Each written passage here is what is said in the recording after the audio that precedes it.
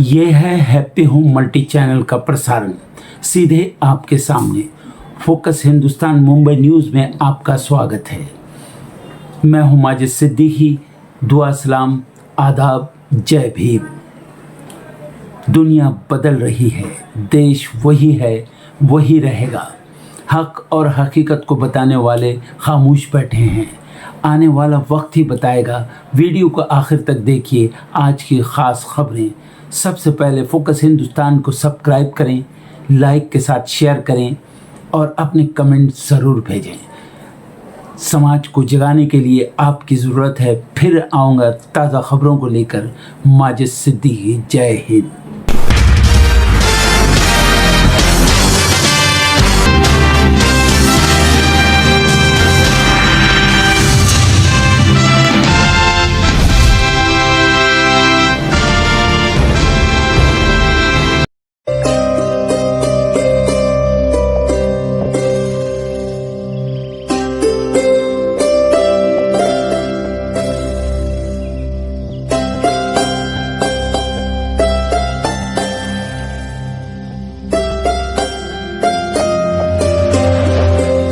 हम उस देश के वासी हैं जिस देश में गंगा, जमुना और सरस्वती का संगम होता है। हम उस देश में रहते हैं जहां पत्थर को शिव मानते हैं, पूजते हैं और आस्था और अकीदत से सर झुकाते हैं। हम अपनी धरती को मां कहते हैं। भारत मां हमारी मां है और मां के चरणों में जन्नत होती है। हम गंगा को मां कहते हैं। हम मंदिर, मस्जिद, गिरजे या गुरुद्वारे के सामने से सर झुकाकर निकलते हैं। हम सबको बराबर का दर्जा देते हैं। हम कानून की इज्जत करते हैं, कानून का उल्लंघन नहीं करते और न करना चाहिए। सबके हुकूक और अधिकार बराबर और एक समान हैं। सबको इज्जत से जीने का अधिकार है। हमारे लिए इंसानियत सबसे बड़ी इबादत है। हम किसी भी धर्म, नस्ल, प्रांत और जबान से ताल्लुक रखते हों, पर दिली सतह पर हम एक हैं, भारतवासी हैं, भारत मां की संतान है। हमें गर्व है अपने भारतीय होने पर।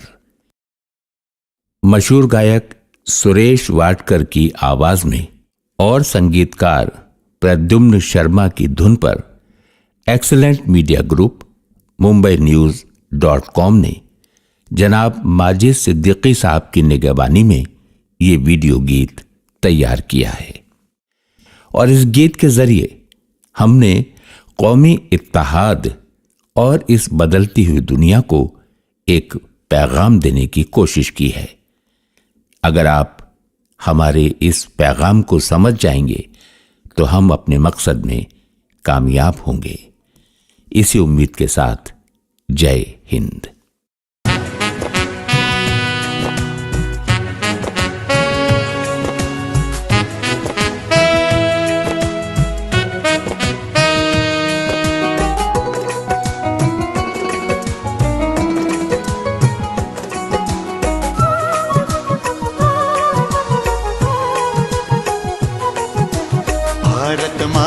भारत माता कसम हमें है तेरी, कसम हमें है तेरी। भारत माता कसम हमें है तेरी, कसम हमें है तेरी। अब न करेंगे इतनी सी भी देरी, अब न सहेंगे इतना भी अन्याय। जान भी अगर जाए तो जाए, चली जाए।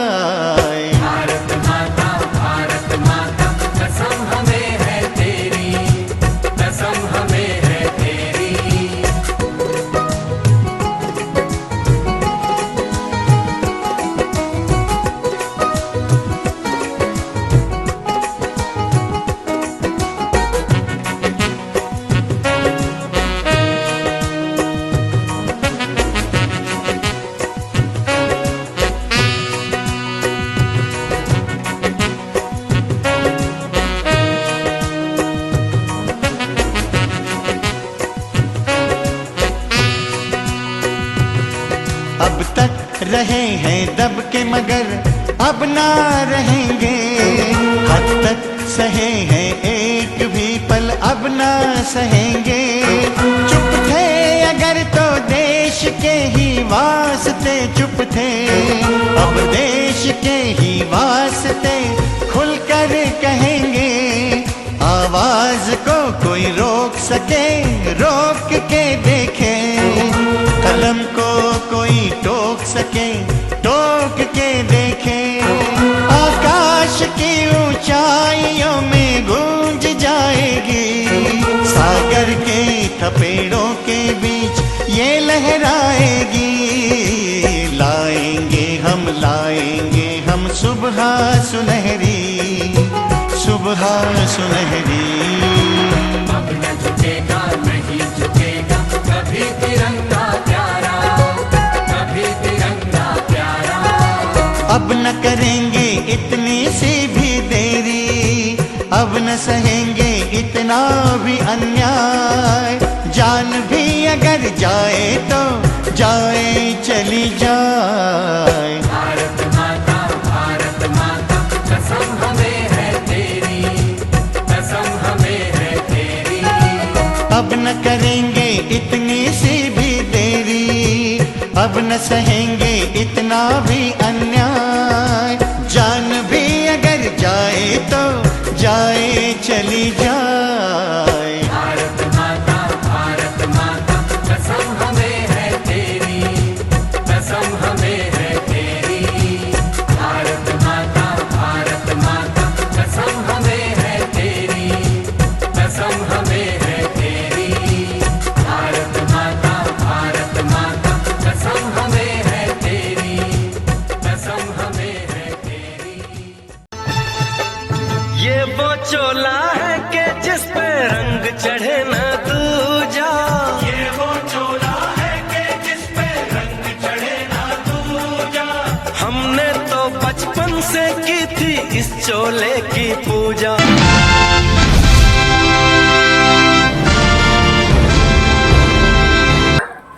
तो वो बिजली से चलता है, ये बात किसी ने बताई आपको? फिर आपको क्या पता है? आपका जब मैं पहले तो ये साबित करूं ना कि बिजली से चलता है, जब आपका दिल काम ना कर रहा हो तो टेस्ट कराते हैं जब आप उधर जाके अस्पताल में, तो उस टेस्ट का क्या नाम होता है? ईसीजी। ईसीजी का क्या मतलब है? इलेक्ट्रोकार्डियोग्राम। आपको इलेक्ट्रोकार्डियोग्राम लगाते हैं और देखते हैं कि आपके दिल में इलेक्ट्रिकल एक्टिविटी, बिजली की एक्टिविटी नॉर्मल है या नहीं। इसका मतलब हम बिजली से चलते हैं। आपके ज़हन का बेसिक टेस्ट कौन सा होता है? ईईजी। ईईजी इलेक्ट्रोइंसेफेलोग्राम। वो लगा के ये देखते हैं कि इसके दिमाग में करंट सही चल रहा है या नहीं। आपको पता है इंसान में कितने सेल होते हैं? कितने? 37 ट्रिलियन। ट्रिलियन का मतलब पता है क्या होता है? खरब। तो 37 खरब सेल होते हैं इंसान के जिस्म में, और हर सेल एक बायोकेमिकल बैटरी होती है जो 1.4 volts of electric current generate करती है इंसान को चलाने के लिए। सुभान अल्लाह। ये कुछ नहीं किसी ने बताया आपको, क्योंकि ये कुछ बताने के लिए साइंस टेक्नोलॉजी पढ़नी पड़ती है, वो हमारे ख्याल में हराम है। कभी दुनिया के किसी साइंसदान ने यह दावा नहीं किया कि उसने साइंस का कोई फार्मूला तख्लीक किया है। उसने हमेशा कहा कि हमने ये साइंस का फार्मूला डिस्कवर किया है। डिस्कवर करने का क्या मतलब है? वो पहले से, वो तो अल्लाह ने बनाए हुए हैं। तो अल्लाह ताला कायनात का बैक वक्त सबसे बड़ा साइंसदान और सबसे बड़ा आर्टिस्ट है। और मुसलमानों की बदकिस्मती यह है कि इन्होंने साइंस और आर्ट्स दोनों को हराम करार दिया, इसलिए ये अल्लाह को समझ ही नहीं सके। अब जरा सोचें, 37 खरब सेल मेरे जिस्म के अंदर, हर cell 1.4 volts of electricity generate करता है ताकि मेरा जिस्म काम करे और मेरे जिस्म को काम करने के लिए मेरा दिमाग कंट्रोल करता है, और मेरा दिमाग 20 वॉट्स ऑफ इलेक्ट्रिसिटी के साथ चलता है। कितने? 20 वॉट्स ऑफ इलेक्ट्रिसिटी। और ये जो 20 वॉट्स ऑफ इलेक्ट्रिसिटी, दिमाग का वजन कितना होता है टोटल? 3 पाउंड। लेकिन इस 3 पाउंड की कायनात में जरा आप गौर करें कि जो मेरा दिमाग है, आपका दिमाग है, ये एक सेकंड में 11 billion bits of sensory memory को प्रोसेस करता है। बिट पता है क्या होता है? पूरा दिन हाथ में मोबाइल होता है आपके। बिट जो इंफॉर्मेशन है उसका सबसे छोटा यूनिट होता है, तो 8 बिट का एक बाइट बनता है, ठीक है।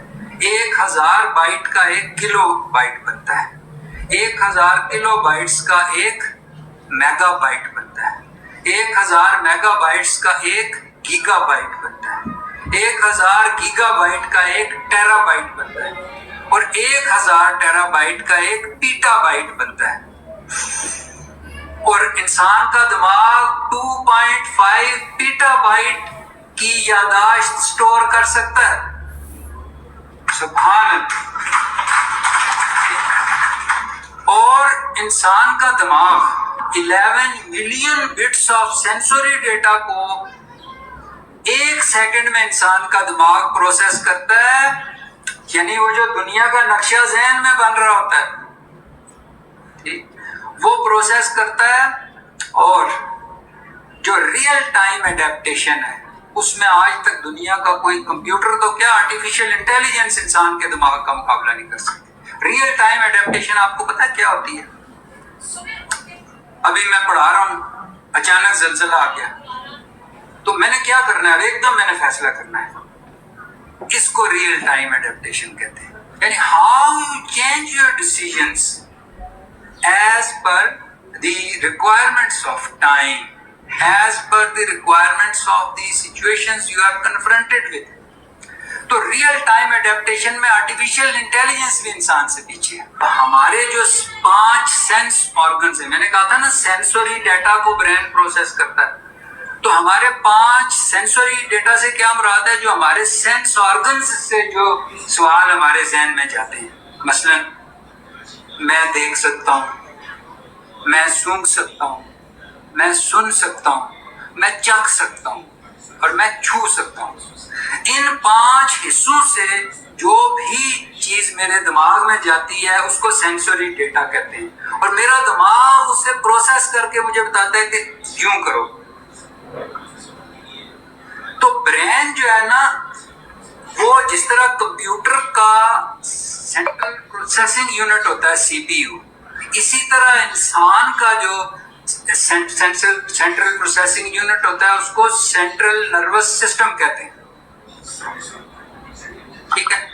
अच्छा, अब आपने कभी देखा है कि ये जो जितने भी कंप्यूटर होते हैं उनके सीपीयू जो होता है सेंट्रल प्रोसेसिंग यूनिट, उसके ऊपर पंखा लगा होता है? गौर किया है कभी क्यों लगा होता है? कूलिंग, यानी वो गर्म ना हो जाए। अगर गर्म हो जाए तो वो वाइज नहीं रहता, यानी वो सही फैसला नहीं कर सकता। इसी तरह जब इंसान गुस्से में होता है या नफरत में होता है या हसद में होता है, वो गर्म हो जाता है उसका दिमाग, वो सही फैसला नहीं कर सकता। तो हमें भी अपने दिमाग के साथ एक पंखा लगाने की जरूरत है। वो पंखा क्या है? क्या है वो पंखा? स्माइल। क्या आपको चेक करो, आपको जो हमारे उलमाए किराम हैं और बहुत कुछ बताते हैं, लेकिन कभी इन्होंने ये भी बताया कि वो हजरत अब्दुल्ला से रिवायत है कि मैंने किसी और शख्स के चेहरे पर इतनी मुस्कुराहट नहीं देखी जितनी नबी करम सल्लल्लाहु अलैहि वसल्लम। ये भी बताया कभी किसी ने आपको? क्योंकि ये तो इनको खुद नहीं पता, ये तो हर वक्त गुस्से में रहते हैं। मतलब जुमे की तकरीर कर रहे हैं, आम सी बात बता रहे हैं, अच्छे बनो, वो भी गुस्से में, अच्छे बनो, ये करो, वो करो।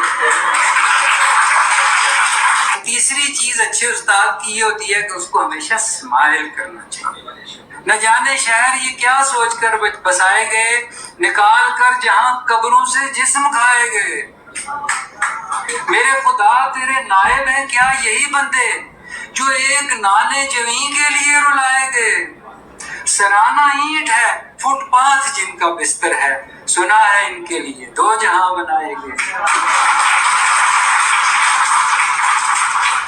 हवस बहिश्त की हमको न खौफ दोज़ख का, हवस बहिश्त की हमको न खौफ दोज़ख का, न जाने कौन सी मिट्टी से हम उठाए गए। तो मेरे बच्चों, मैं जो भी बात कर रहा हूं सवाब कमाने के लिए नहीं कर रहा। अल्लाह ताला को हमने आइडियलाइज करना है, क्योंकि अल्लाह ने हमें अपनी रूह डाली हुई है। अल्लाह ताला का सबसे बड़ी अल्लाह ताला की खूबी यह है कि वो कायदे और कानून के मुताबिक चलता है, उसको कोई नहीं पूछ सकता। वो कादिर मुतलिक है, वो चाहे तो कुछ करे, लेकिन वो फिर भी कुछ नहीं करता। वो कहता है मैंने कानून बनाया और मैं इसकी पाबंदी करता हूँ, जिसको कलमातुल्लाह और सुन्नतुल्लाह कहते हैं। और अल्लाह कहते हैं ला तब्दीला लिकलिमातिल्लाह, अल्लाह का कानून किसी के लिए तब्दील नहीं होता। अब अल्लाह ने इस कायनात को चलाने के कवानीन बनाए जो साइंसदान डिस्कवर करते हैं। अच्छा, कुरान में अल्लाह ये कहता है कि मैंने ये कायनात को तस्खीर कर दिया है ताकि तुम इससे फायदा उठा सको। इसका क्या मतलब है? इसका मतलब है कि मैंने इस कायनात को कायदे कानून का पाबंद बनाया है, तुम उसका इल्म हासिल करो और तो तुम अपने फायदे में इस्तेमाल। मिसाल के तौर पर जमीन की नेचुरल सैटेलाइट है चांद, पता है ना आपको? तो साइंसदानों ने देखा कि ये चांद सैटेलाइट कैसे बना हुआ है जमीन की। जब उन्हें सैटेलाइट मोशन का फार्मूला पता चल गया तो अब अल्लाह का जो बनाया हुआ फार्मूला था, जिससे अल्लाह ने मुसख्खर किया हुआ था चांद को, जमीन को, इस फार्मूले को इंसानों ने इस्तेमाल किया और आर्टिफिशियल सैटेलाइट बना ली, जिससे ये हम मोबाइल देखते हैं। आपको समझ आया? तो इंसान की जिंदगी का काम अल्लाह की बनाई हुई कायनात को समझना और उसको इंसानों की फलाह और बहबूद पर खर्च करना है। ये इस मकसद के लिए अल्लाह ताला ने इंसान को पैदा किया। तो ये बात अपने बच्चों को बतानी है। और आखिरी बात, इसके बाद आपके मैं सवालों के जवाब दूंगा। आखिरी बात, अल्लाह का शुक्र अदा करने का क्या मतलब होता है? शुक्र जो लफ्ज है इसका मादा, उसका मतलब होता है खुला रखना, और ये कुफ्र की जिद में कुरान में ये लफ्ज शुक्र इस्तेमाल हुआ है। तो जो अरब लोग थे वो उस ऊंटनी को जिसके हर वक्त धन दूध से भरे होते थे, उसको वो अल मिशकार कहते थे, शुक्र अदा करने वाली ऊंटनी। ठीक, तो शुक्र अदा करने का मतलब होता है कि जो मुझे अल्लाह ताला ने नेमत दी है उसे दुनिया के लिए खुला रखूं। अगर मुझे अल्लाह ने अच्छा ज़हन दिया है तो उससे अच्छी अच्छी चीजें सोचूं, ये शुक्र अदा करना होता है अल्लाह का। अगर मुझे अल्लाह ने आंखें दी हैं तो उनसे मैं अच्छी चीजें देखूं, अगर मुझे कान दिए हैं उससे मैं अच्छी बातें सुनूं, ये शुक्र करने का मतलब होता है। तो मैं आपको ये सारी जो बात है इसका लुभाव ये है, मैं वाइंड अप करता हूँ, फिर आपके अगर कोई सवाल है उनके मैं जवाब देता हूँ। देखें, इंसान जो है वो दुनिया में, कुरान सबसे पहले बदकिस्मती ये है कि कुरान जो था उस सबसे पहले उसने क्या कहा, इकरा, पढ़ने के लिए। लेकिन मुसलमान आज पढ़ाई से नहीं बस कर रहा, बाकी सब कुछ कर रहा है, पढ़ाई नहीं कर रहा।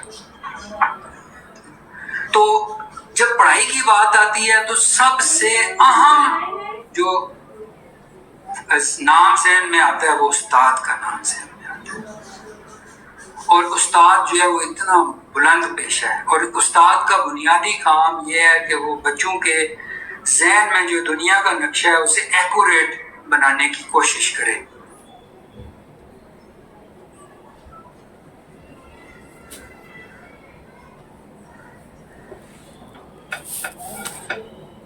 इंसान होता है तो वो बिजली से चलता है, ये बात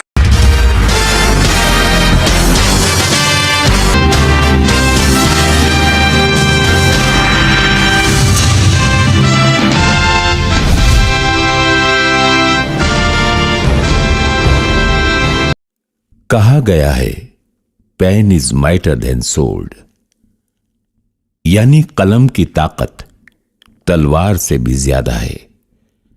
कलम वो जज्बा है जो हर एहसास को कोरे कागज पर उतारता है। कलम से शायर अपना कलाम लिखता है। अर्जी नवीस अदालत में अर्जी लिखता है। मुंसिफ अपना फैसला कलम से लिखता है। इतिहासकार तारीख से ब्यौरा लेकर कागज पर उतारकर दस्तावेज तैयार करता है। छोटे बच्चे के हाथ में कलम देकर उसके गुरु या उस्ताद उससे अलिफ, अ या ए लिखवाते हैं। कलम से दस्तखत किए जाते हैं। भले आज दुनिया इंटरनेट पर आ बैठी हो और नई पीढ़ी कलम के इस्तेमाल को भूलने लगी हो, पर कलम की अहमियत कभी कम नहीं होगी।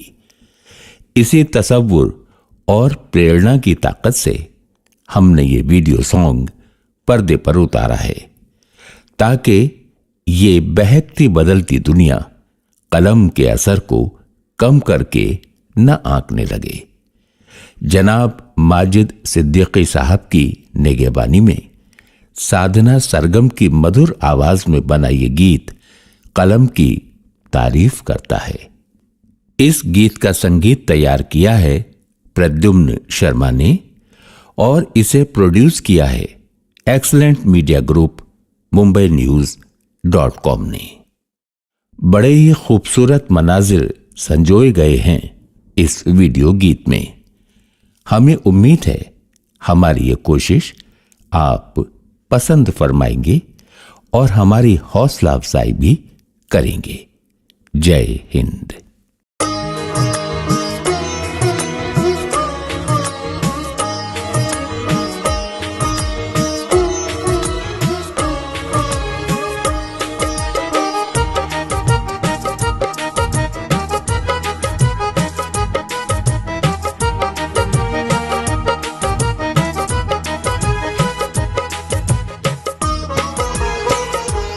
बेजुबानों की होगी जुबान ये कलम, जिंदा लाशों में फूंकेगी जान ये कलम, ये कलम, ये कलम, ये कलम, ये कलम, ये कलम, ये कलम, ये कलम, ये कलम।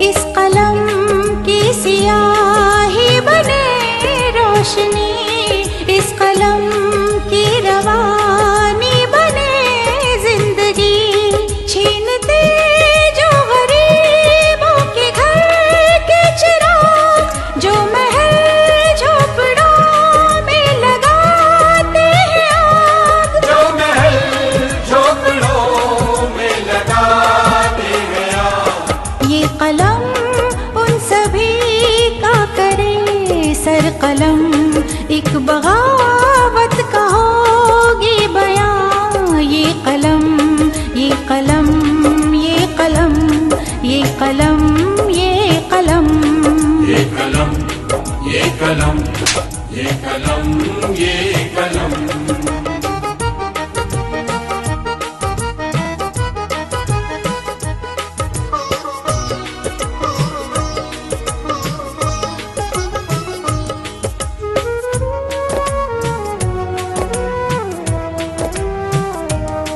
रहनुमाई को जो बेच कर खा रहे, देश को जो विदेशों में बिकवा रहे, लूट के जो वतन में तिजोरी भरे, हाय इंसानियत को जो रुसवा करे, हाय इंसानियत को जो रुसवा करे,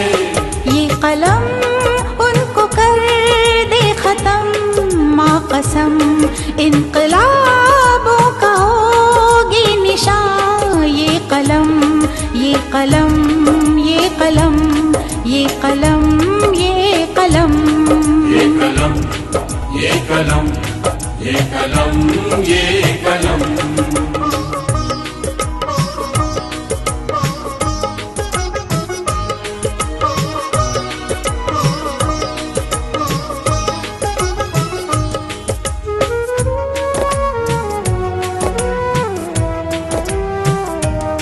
आंसुओं के लबों पे तबस्सुम लिखे, आंसुओं के लबों पे तबस्सुम लिखे, तख्ते अंगार पे नर्म शबनम लिखे, तख्ते अंगार पे नर्म शबनम लिखे, ये लिखे प्यार की और अमन की कथा, इसके छूने से हो दूर सारी व्यथा, इसके छूने से हो दूर सारी व्यथा, दूर हो सारे गम सारे रंजो अलम, प्यार के बाग का बागबां ये कलम, ये कलम, ये कलम, ये कलम, ये कलम, ये कलम, ये कलम, ये कलम, ये कलम,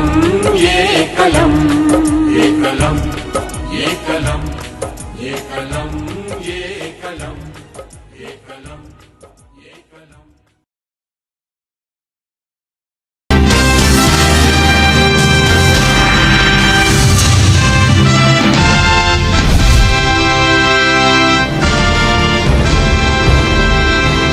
एक सवाल का जवाब दीजिए, अगर इंडिया सच में विश्व गुरु है तो हम अपनी बेसिक जिंदगी खुद के पैसों से क्यों खरीद रहे हैं? और जो बोलने वाला हूँ, लोग मुझे ट्रोल भी करेंगे, गाली भी देंगे, बट सच कड़वा होता है, लेकिन बोलना जरूरी है। तो बोलना शुरू करता हूँ। अगर हमें साफ पानी चाहिए तो वाटर प्यूरिफायर हम खरीद रहे हैं। अगर सांस साफ लेनी है तो एयर प्यूरिफायर लगाना पड़ रहा है। लाइट अगर चली जाए तो इन्वर्टर खरीद के लगाना पड़ रहा है। अगर क्वालिटी एजुकेशन हमें अपने बच्चों को देनी है तो प्राइवेट स्कूल की फी लाखों में, और सरकारी स्कूल की तो बात क्या करें, वहां के टीचर खुद स्कूल जाने की कोशिश में नहीं रहते, या आदत नहीं है कह लूं तो गलत नहीं होगा। हेल्थ इमरजेंसी आ जाए तो प्राइवेट हॉस्पिटल में कदम रखते ही आप कंगाल हो जाते हो। आपका बैंक अकाउंट आपसे पहले आईसीयू में चला जाता है, लोन अलग लेना पड़ता है, टेंशन अलग होती है, और जिम्मेदार कोई नहीं।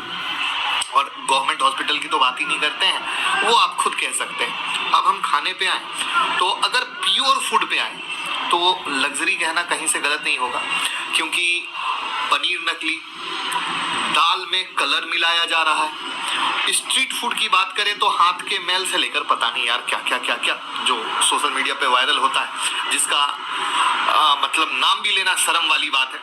और जिनका काम क्वालिटी चेक करना है, FSSAI, वो नाम का बोर्ड है। और मजे की चीज, बहुत सारे ब्रांड ऐसे हैं जो विदेशों में बहुत क्वालिटी फूड बेच रहे हैं और इंडिया में पता नहीं वो कई चीजें मिला देते हैं और कैसे अप्रूवल हो जाता है। थोड़ा वॉक करने निकलो तो फुटपाथ नहीं है, बाइक कार से निकलो अगर कोई ठोक दे तो तुम्हारी किस्मत। रोड की हालत ऐसी है कि भैया कब कहाँ किस गड्ढे में गिरोगे पता नहीं, और अगर गिर गए तो हड्डी तो टूटनी है। और जब किसी नेता से सवाल पूछो तो भैया वो घंटा बोलते हैं सही है ना। तो सवाल पूछने पर कोई कहता है पाकिस्तान चले जाओ। अरे भैया हम विश्वगुरु हैं, हम पाकिस्तान क्यों चले जाएं? मुझे एक्सपेक्टेशन अपने देश से है ना। और अगर हमें कंपेयर भी करना होगा तो हम पाकिस्तान बांग्लादेश से कंपेयर करेंगे। हमें कंपेयर करना होगा तो हम ऑस्ट्रेलिया से करेंगे, यूएस से करेंगे, कनाडा से करेंगे, राइट। क्योंकि हम ये जो पाकिस्तान, बांग्लादेश, जिम्बाब्वे, इनसे तो बेहतर नहीं, बहुत बहुत बहुत बेहतर है। तो यानी कंपेयर करने का भी एक पैरामीटर, बेंचमार्क तो होना चाहिए, जिससे कि एक स्टैंडर्ड फील आए, मजा आए कि नहीं भैया बात तो सही। तो भैया सवाल ये है कि अगर इंडिया सच में विश्वगुरु है तो हमारे फेवरेट स्टार समझ रहे हो ना, नाम बोलने की जरूरत नहीं है, लंदन शिफ्ट क्यों हो रहे हैं, दुबई शिफ्ट क्यों हो रहे हैं, राइट। जो बिजनेसमैन या बिग HNI कह लो, देश छोड़कर क्यों जा रहे हैं, और जो लोग बाहर जाके भी वहीं के रूल तोड़ रहे हैं उनको क्या कहा जा रहा है। सवाल है, बहुत बड़ा सवाल है।